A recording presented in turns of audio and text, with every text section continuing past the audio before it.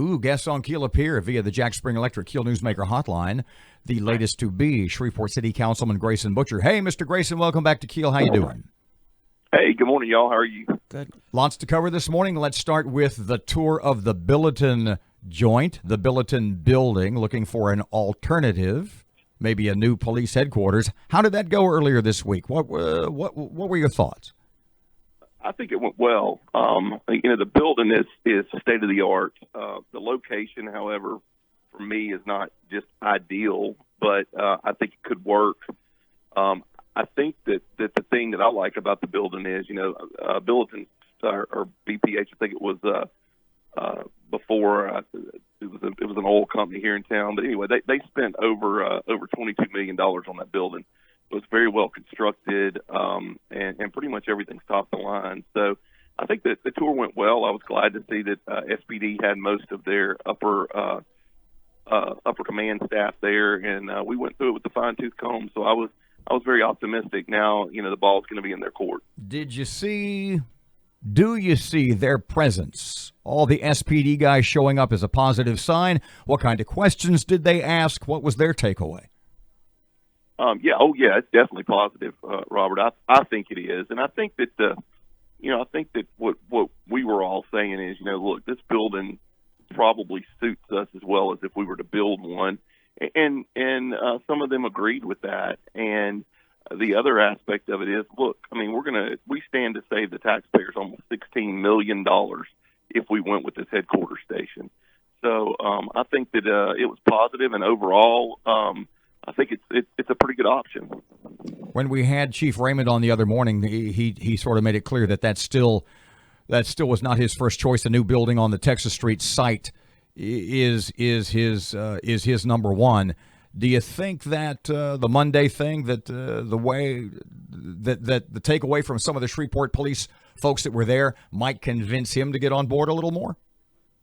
I think so. I think so, and I think that the community, talking about this building and being positive about it, also, because we're here for the taxpayers, and we want to make sure that they're comfortable with any decision we make. So I think y'all's poll showed that rebuilding at the site is probably preferable to most people, but it's strongly followed by the BHP building.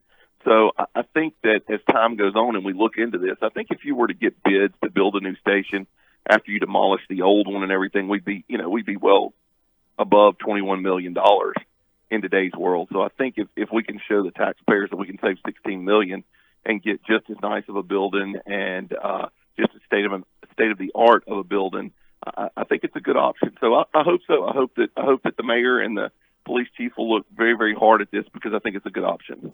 Turning to the budget, the mayor says the budget's balanced for the first time in many years. The charter requires the budget to be balanced. So is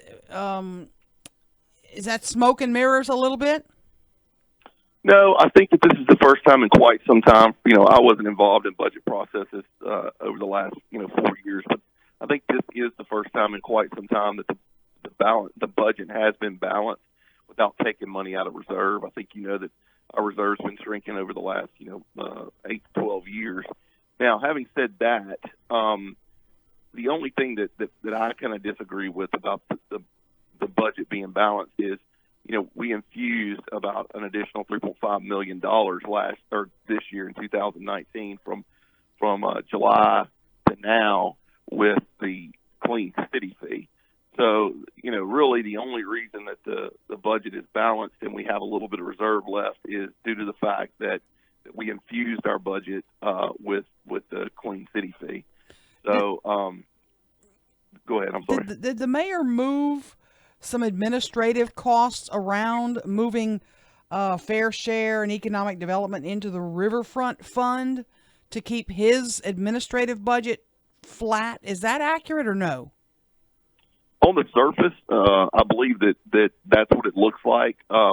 We asked the mayor because there were some amendments to move that back over, and it's all coming from the same pot of money. But it is, it does look like that he's trying to keep his administrative budget level by moving these out. But he explained in the meeting that he did that due to the fact that he felt like that in the riverfront, what the definition of it was economic development. I think that regardless of where that money is, it's being spent. So I'm not going to split hairs over that. Reverend Green on Monday, a little more than volatile in his objection to the way some of the monies were being moved around to make all this work. What do you think at the end of the day it was that sort of assuaged him, calmed him down, made him good with this deal?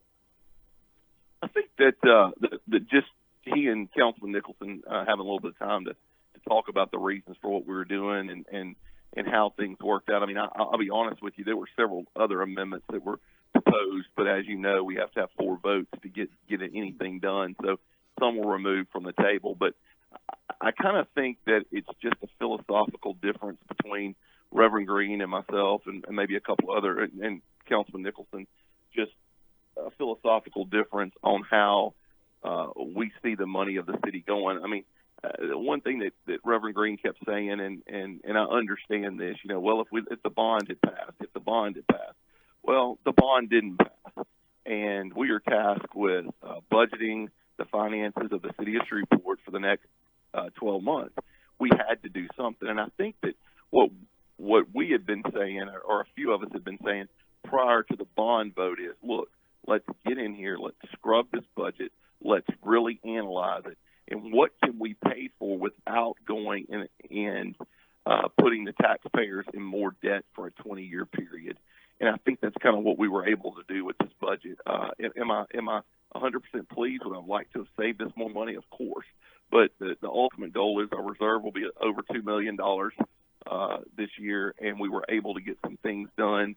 We're working towards getting a new roof at A.B. Palmer Park, which is very important to my district, because the roof is in terrible shape and it's starting to hurt the structure. Hopefully we can get a finance package together to get the roof of the convention center taken care of. So I think we're really trying to go in there and use the monies that we have to take care of business.